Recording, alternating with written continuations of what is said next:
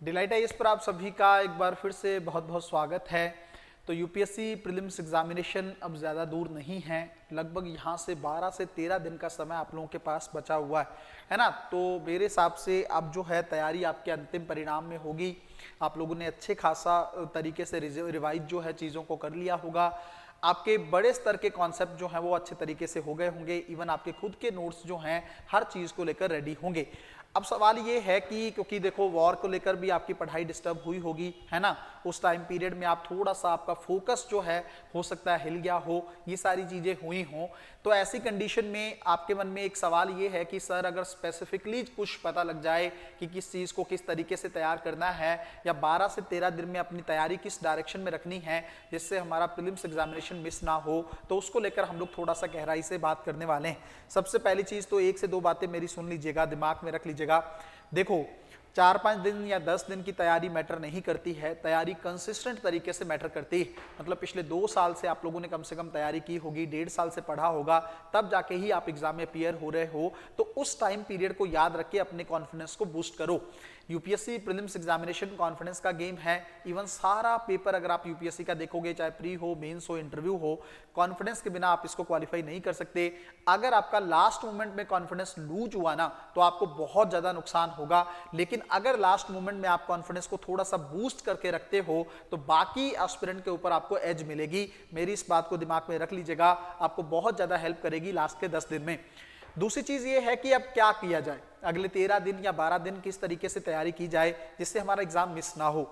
मैं आपको बार बार कह रहा हूं, देखो पूरा पढ़ने की तरफ मत जाइएगा। सबसे बड़ी गलती जो इस समय एस्पिरेंट कर रहे हैं, और मैंने पर्सनली कई लोगों से बात की है, उनको लगता है ना कि हम पूरा पाठ्यक्रम इस समय रिवाइज कर लें, है ना। मतलब अगर हिस्ट्री पढ़ रहे हैं तो पूरी हिस्ट्री पढ़ रहे हैं, पॉलिटी पढ़ रहे हैं तो पूरी पॉलिटी पढ़ रहे हैं। 3-3 दिन 4-4 दिन लग जाएंगे आपको एक सब्जेक्ट में, और आपका पूरा नहीं हो पाएगा।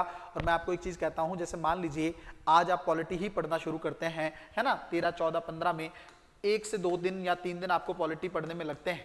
उसके बाद मुझे बताइए क्या समय बचेगा। अब 15 तारीख का पॉलिटी पढ़ा हुआ 25 तारीख तक तो काफी कुछ स्किप हो चुका होगा। तो फिर ये तो कोई मुझे स्ट्रेटेजी अच्छी लगी नहीं। इससे बेहतर स्ट्रेटेजी क्या होनी चाहिए, हर सब्जेक्ट के अंदर आप 20 टॉपिक के आसपास 20 से 25 टॉपिक निकाल लो। ठीक है, 20 से 25 टॉपिक्स निकाल लो, उनको पढ़ो और जल्दी से पढ़ो। 2 से 3 बार पढ़ लो, 10 दिन में हो सकता है बहुत आराम से। इस प्रोसेस को करने के लिए ना आपको मुझे लगता है 3 से 4 दिन चाहिए, आपका पूरा सिलेबस रिवाइज हो सकता है अगर आप 20-20, 25-25 टॉपिक सबके निकाल लो, है ना। अगर आपको मेरी हेल्प चाहिए होगी तो मैं आपको वो 20-25 टॉपिक निकाल के दे दूंगा, उसी को पढ़ लीजिएगा। उसके अलावा कुछ पढ़ने की जरूरत नहीं है। एक बहुत अच्छा एक्सपीरियंस है जिससे आपको हेल्प मिल सकती है। दूसरी चीज ये है कि अब क्या सच में कुछ नया या गहराई से पढ़ने की जरूरत है। तो मैं आपको एक चीज कहूंगा, देखो अब जब सब कुछ हो चुका है ना, अब क्या ही कर लोगे 10 दिन में। लेकिन टू द पॉइंट, बस सरसरी निगाहों से सब चीजों को देख लो, जो फैक्चुअल चीजें हैं ना। जैसे मैं आपको कहूँ ना, मोटे मोटे तौर पर एग्जामिनेशन को आप लोगों को तैयार करना चाहिए। जैसे मान लो डैम वगैरह कहाँ पे हैं, कौन कौन से इंपॉर्टेंट डैम्स हैं, आईआर की कुछ इंपॉर्टेंट लोकेशंस हैं जिन पे सवाल बन सकता है ना। एरियाज आपको बहुत अच्छे से पता है कि इजराइल हमास वाला जो क्षेत्र है बहुत न्यूज में रहा है। मेडिटेरियन सी के आसपास की सारी चीजों को आपको देखना चाहिए। इसके अलावा नॉर्थ सी के आसपास की चीजें पिछले साल सवाल पूछा गया, इस साल इसलिए पूछा जाएगा क्योंकि ग्रीनलैंड का इशू चल रहा है। पनामा वाला क्षेत्र अच्छे से देख लीजिएगा, कैरिबियन सागर वाला जो क्षेत्र है अच्छे से देख लीजिएगा। इवन हो सके तो आप पैसिफिक ओशियन वाली चीजों को अच्छे से देख लीजिएगा, बहुत न्यूज में रहा है पिछले साल। इंडियन ओशन तो आपको पता ही है, हमारे देश का एक हिसाब से सागर है, उस पर सवाल तो पूछे जाने की संभावना रहती है। अभी पाकिस्तान को लेकर आपके मन में होगा क्या लोकेशंस पढ़नी चाहिए, नहीं, बस आप ये देख लीजिएगा कि जो सिंधु नदी है उसके ऊपर जो डिफरेंट डिफरेंट, जैसे चेनाब के ऊपर कोई परियोजनाएं हैं, या अगर आप देखेंगे झेलम के ऊपर कुछ परियोजनाएं हैं, उन परियोजनाओं को थोड़ा सा अच्छे से देख लीजिएगा। उसके अलावा थोड़ा मैपिंग के पॉइंट ऑफ व्यू से जो हमारे स्टेट्स हैं, है ना, जैसे बांग्लादेश के साथ किसकी किसकी बाउंड्री लगती है, इनका सीक्वेंस भी पता होना चाहिए। सबसे ज्यादा बांग्लादेश के साथ, फिर दूसरे नंबर पे चीन के साथ, तीसरे नंबर पे पाकिस्तान के साथ। इस तरीके से घटते क्रम में आप लोगों को बहुत अच्छे से चीजें पता होनी चाहिए। इस तरह के टॉपिक्स पे काम करेंगे ना तो आपको बहुत ज्यादा मार्क्स तुरंत गैदर होंगे।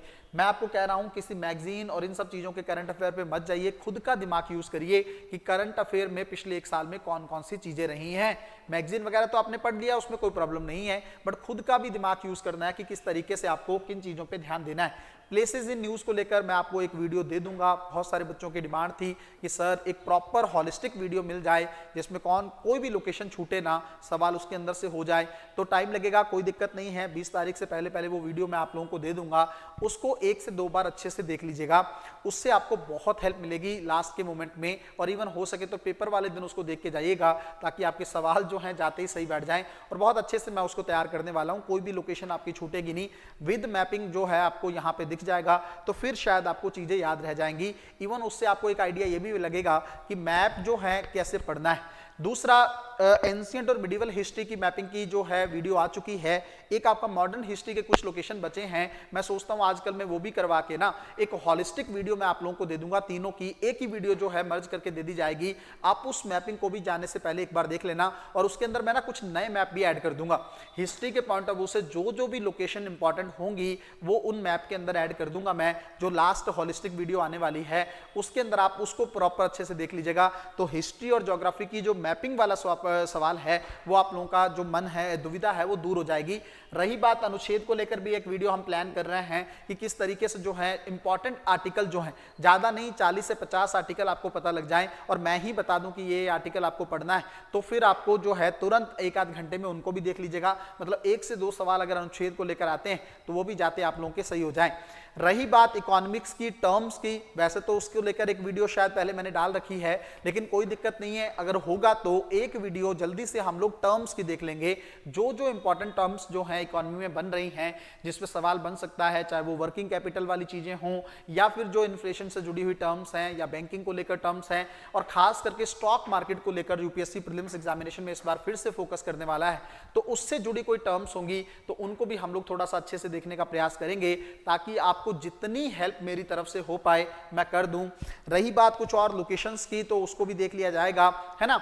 मैं आपको बस एक चीज कहने की कोशिश कर रहा हूं कि यहां पे ना उन सब्जेक्ट को अब छोड़ के जो आपको ऑलरेडी आते हैं उसको रिवाइज करिए जल्दी जल्दी, जिनसे आपको डर लगता है उनको थोड़ा अच्छे से करिए, है ना। जैसे इन्वायरमेंट को है तो उसकी बेसिक चीजें देख लीजिएगा।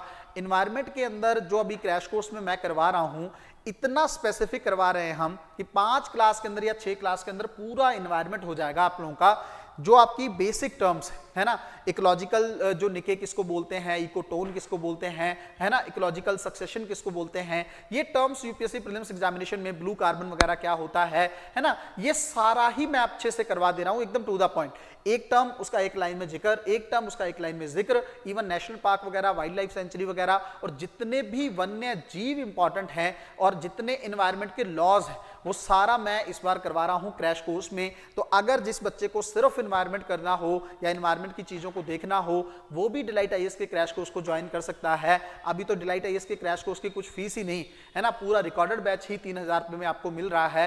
तो आप लोग अगर चाहते हैं कि लास्ट मोमेंट में कम से कम एनवायरनमेंट और ज्योग्राफी में दिक्कत ना हो, पूरी ज्योग्राफी जो है वो लगभग 8 से 10 क्लासेस में करवा दी गई है। उसके अंदर इंडियन ज्योग्राफी भी है और पूरा वर्ल्ड ज्योग्राफी, फिजिकल ज्योग्राफी सब कुछ करवा दिया गया है। तो लास्ट मोमेंट में मेरे हिसाब से ये 2 से 3 सब्जेक्ट को अच्छा करने के लिए बहुत अच्छा अपॉर्चुनिटी है, आप लोग क्रैश कोर्स को ज्वाइन कर सकते हो।